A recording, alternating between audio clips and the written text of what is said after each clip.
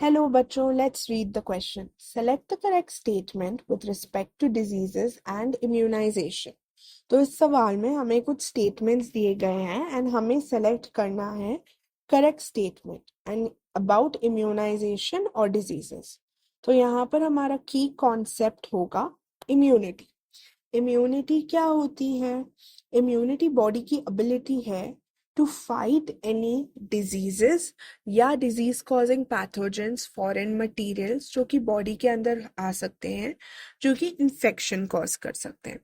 अब इम्यूनिटी दो टाइप्स की होती है, एक है इनेट इम्यूनिटी और दूसरी होती है अक्वायर्ड इम्यूनिटी। इनेट इम्यूनिटी जो है वो नॉन स्पेसिफिक होती है एंड फ्रॉम बर्थ होती है। नॉन स्पेसिफिक मतलब ये against all pathogens, all foreign materials के काम करती है। ये फॉर्म करती है the first line of defence और इंक्लूड करते हैं स्किन, म्यूकस मेम्ब्रेन्स अलग अलग, और जो WBCs हैं उनके फैगोसाइट्स, ये सब इनेट इम्यूनिटी का हिस्सा है। दूसरा है acquired immunity. Acquired immunity after birth होती है जब there is an exposure to any pathogen या कोई भी फॉरेन मटेरियल। तो ये पैथोजन स्पेसिफिक होती है जिसके अगेंस्ट एंटीबॉडीज प्रोड्यूस होते हैं बॉडी के अंदर। अब अक्वायर्ड इम्यूनिटी के अंदर दो प्रोसेसेस होते हैं। पहला है सेल मीडिएटेड। सेल मीडिएटेड के मेन कंपोनेंट्स है टी लिम्फोसाइट्स या टी सेल्स। ये टी सेल्स दो तरह के होते हैं, एक होता है हेल्पर टी सेल्स और दूसरा cytotoxic T sales. Helper T cells help करते हैं बी सेल्स को ताकि वो एंटीबॉडीज को प्रोड्यूस कर सके to fight the pathogens. Next cytotoxic T cells directly attack करते हैं कोई भी अबनॉर्मल या इन्फेक्टेड सेल्स को, in the case of cancer या वायरल इन्फेक्शंस। दूसरा ह्यूमोरल इम्यूनिटी। ह्यूमोरल इम्यूनिटी में जो है मेन सेल्स होते हैं बी सेल्स जो कि पार्टिसिपेट करते हैं इन एंटीबॉडी प्रोडक्शन, और ये एंटीबॉडीज प्रोड्यूस होती हैं अगेंस्ट एनी पैथोजन, यानी कि जो पैथोजेंस होते हैं उनके एंटीजेंस को रिकग्नाइज करके मार्क करते हैं उनको या डिस्ट्रॉय करते हैं। नेक्स्ट अक्वायर्ड इम्यूनिटी दो तरह की होती है, एक होती है एक्टिव इम्यूनिटी और दूसरा है पैसिव इम्यूनिटी। एक्टिव इम्यूनिटी में there is an exposure of the antigen to the individual जिसकी वजह से एंटीबॉडीज प्रोड्यूस करती है, बॉडी खुद, ऑर्गेनिज्म खुद प्रोड्यूस करता है। एक नेचुरली प्रोड्यूस कर सकता है तो वो नेचुरल एक्टिव इम्यूनिटी, दूसरा आर्टिफिशियली तो वो artificial active immunity. Natural active immunity दिखता है चिकन पॉक्स में, जहां पर बॉडी डायरेक्टली एक्सपोज हो जाती है तो उसके अगेंस्ट एंटीबॉडीज प्रोड्यूस होते हैं।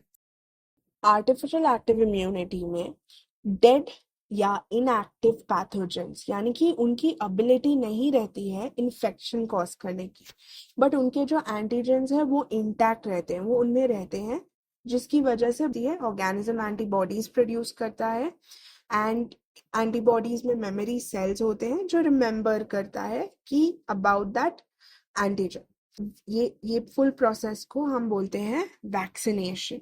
एग्जाम्पल्स ऑफ वैक्सीनेशन में टेटनस वैक्सीन हो गया, हेपेटाइटिस बी वैक्सीन हो गया। These are produced through the rDNA technology. जैसे कि हेपेटाइटिस बी वैक्सीन ये प्रोड्यूस होते हैं इन द ईस्ट सेल्स। अब पैसिव इम्यूनिटी क्या होती है? यहाँ पर जो प्री मेड एंटीबॉडीज हैं वो इंट्रोड्यूस होते हैं डायरेक्टली, तो एंटीजन एक्सपोजर की जरूरत नहीं है। ये भी नेचुरल और आर्टिफिशियल हो सकता है। अब नेचुरल पैसिव इम्यूनिटी में एग्जाम्पल आएगा एंटीबॉडीज जो ट्रांसफर होते हैं from the mother to the baby through the breast milk feeding. Next artificial passive immunity, इसमें प्रीफॉर्म्ड एंटीबॉडीज इंजेक्ट होते हैं into the patient that are made in the laboratory. ये इसका एग्जाम्पल हो सकता है स्नेक एंटीवेनम जो कि यूज होता है अगेंस्ट स्नेक बाइट्स। ये यूज होता है for immediate protection against the snake bite. Now let's go back to our question. हमारे क्वेश्चन का फर्स्ट स्टेटमेंट था कि certain protozoans have been used to mass produce hepatitis B vaccine. हमने vaccination में देखा कि हेपेटाइटिस बी वैक्सीन प्रोड्यूस होता है ईस्ट सेल्स के अंदर through the recombinant DNA technology, ना कि protozoan cells. So statement A गलत रहेगा। फिर बी में कहा है injection of snake antivenom against snake bite is an example of active immunization. हमने स्नेक एंटीवेनम का एग्जाम्पल देखा अंडर आर्टिफिशियल पैसिव इम्यूनिटी। तो आर्टिफिशियल पैसिव इम्यूनिटी में प्री फॉर्म्ड एंटीबॉडीज जो हैं वो स्नेक एंटीवेनम है। ठीक है, तो इसलिए स्टेटमेंट नंबर बी भी गलत होगा। नेक्स्ट डी पर आते हैं। Injection of dead inactivated pathogens causes passive immunity. तो पैसिव इम्यूनिटी क्या है? जहां पर प्री फॉर्म्ड एंटीबॉडीज जाते हैं बॉडी के अंदर। डेड या इनएक्टिव पैथोजेंस होते हैं आर्टिफिशियल एक्टिव इम्यूनिटी में, ना कि पैसिव। तो स्टेटमेंट डी भी गलत होगा। अब आते हैं स्टेटमेंट सी पर।